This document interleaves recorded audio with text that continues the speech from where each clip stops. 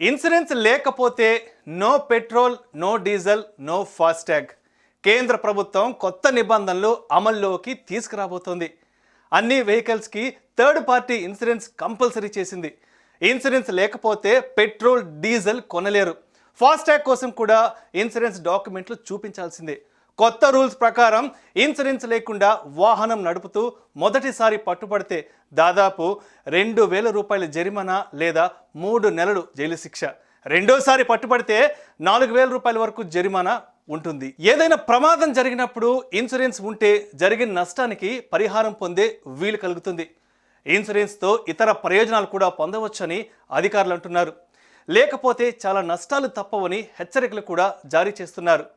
Motor వాహనాల చట్టం 1988 ప్రకారం అన్ని మోటారు వాహనాలకు తప్పనిసరిగా థర్డ్ పార్టీ బీమా పాలసీ ఉండాలి. అసలు చట్టం ఏం చెప్తుంది? మోటారు వాహనాల చట్టం 1988 ప్రకారం అన్ని మోటారు వాహనాలకు తప్పనిసరిగా థర్డ్ పార్టీ బీమా పాలసీ ఉండాలి. కానీ insurance regulatory and development authority of India 2024లో దేశంలో 40 కోట్ల వాహనాలు ఉన్నాయని అంచనా వేస్తే అందులో దాదాపు 50% వాహనాలకు మాత్రమే ఇన్సూరెన్స్ ఉందని తెలుస్తుంది. న్యూ రూల్స్ ప్రకారం బీమా లేకుండా వాహనం నడుపుతూ మొదటిసారి పట్టుబడితే 2,000 రూపాయలు జరిమానా లేదా 3 నెలలు జైలు శిక్ష లేదా 2 విధించవచ్చు.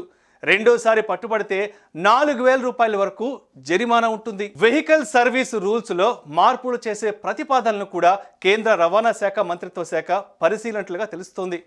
వాహన సేవలను ఇన్సూరెన్స్ కవరేజీతో లింక్ చేసే అవకాశాలున్నాయి.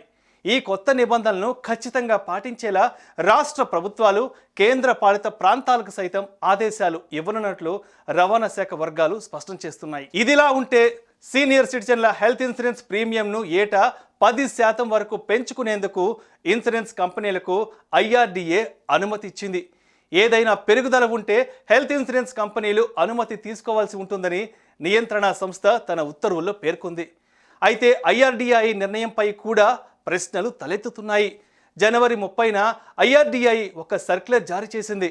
ఇన్సూరెన్స్ కంపెనీలు సీనియర్ సిటిజన్ల హెల్త్ ఇన్సూరెన్స్ ప్రీమియాన్ని ఏటా 10% కంటే ఎక్కువ పెంచలేమని పేర్కొంది. 60 ఏళ్ళు అంతకంటే ఎక్కువ వయసు ఉన్న పౌరులు హెల్త్ ఇన్సూరెన్స్ ప్రీమియంను భారీ మొత్తంలో పెంచాయి.